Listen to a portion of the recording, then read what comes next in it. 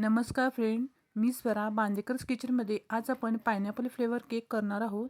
त्यासाठी इथे मी व्हॅनिला प्रीमिक्सपासून 1 किलोचा स्पॉन्ज बेक करून घेतला आहे.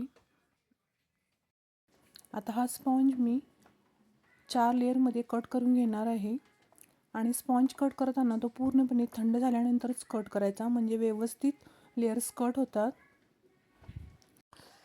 इथे मी ब्रेड नाईफने केक कटिंग करून घेत आहे. मला सवय असल्यामुळे मी डायरेक्ट कटिंग करत आहे. जर तुम्ही बिगिनर असाल, जमत नसेल तर तुम्ही केकला चाकूने साईडने कट करून घ्या आणि थ्रेडच्या सहाय्याने केकची कटिंग करून घ्या. त्यामुळे लेयर्स छान एकसारखे कट होतील.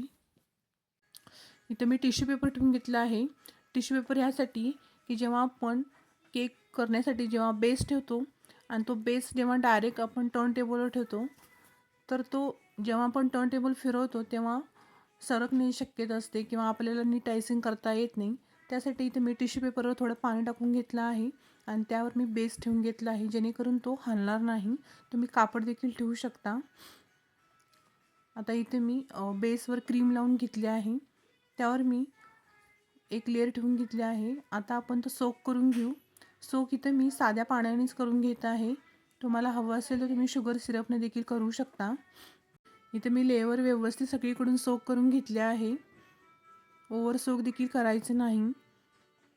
आता इथे मी बेसवर क्रीम टाकून घेतली आहे. क्रीममध्ये मी 2 ते 3 चमचे अगोदरच पायनॅपल फ्लेवरचं क्रश मिक्स करून घेतलं आहे, जेणेकरून क्रीममध्ये देखील फ्लेवर छान यावा. आता इथे मी पॅलेटच्या साहाय्याने क्रीम छान स्प्रेड करून घेतली आहे. आता ही जी एक्स्ट्राची क्रीम आहे ती पॅलेट नेमच्या साहाय्याने आपण काढून घेऊ, जेणेकरून सेकंड लेअर आपण ठेवतो तेव्हा ती लेअर व्यवस्थित ठेवली जाईल. आता इथे मी पायनॅपल फ्लेवरचं 1 स्पून क्रश लेअरवर टाकून घेणार आहे. हे क्रश देखील आपण छान स्प्रेड करून घेणार आहे, जेणेकरून प्रत्येक लेअर कट करताना सेम टेस्ट येईल. ते आपण पॅलेट नाईफच्या सहाय्याने अशा प्रकारे क्रश स्प्रेड करून घेऊ. आता मी ते सेकंड लेअर ठेवून घेत आहे.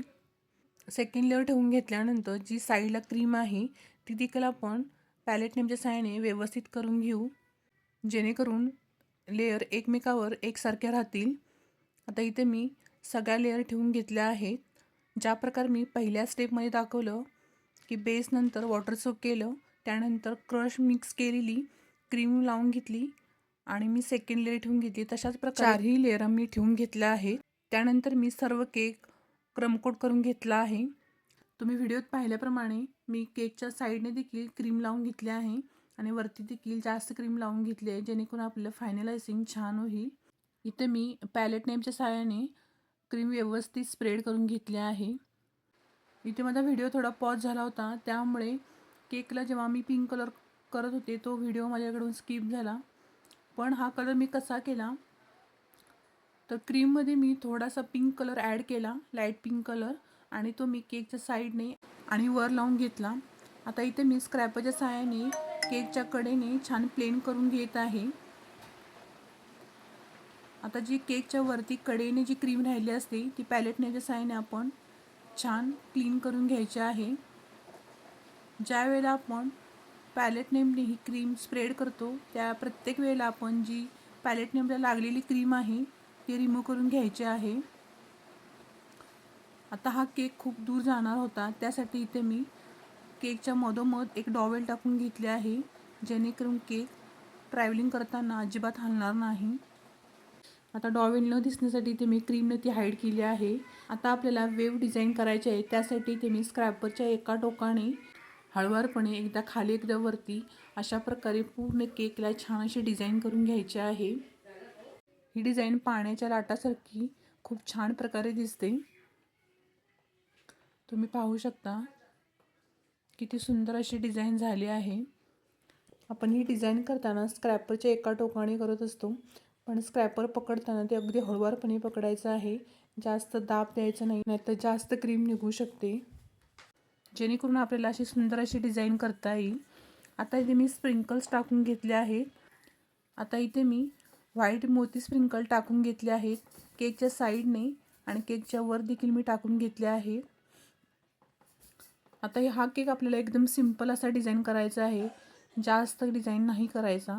कस्टमरला एकदम सिंपल अशी डिझाईन हवी आहे.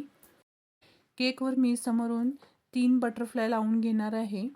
आता हे बटरफ्लाय आपल्याला क्रॉसमध्ये लावून घ्यायचे आहेत. लहान मोठ्या अशा प्रकारे लावून घ्यायचे आहेत. इथे तुम्ही पाहू शकता सुंदर असा केक मी रेडी करून घेतला आहे.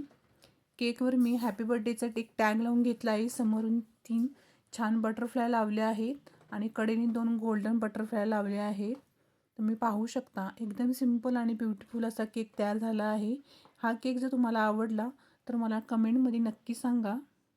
त्याचबरोबर व्हिडिओला लाईक करा आणि चॅनलला सबस्क्राईब केला नसेल तर सबस्क्राईब नक्की करून घ्या. थँक्यू.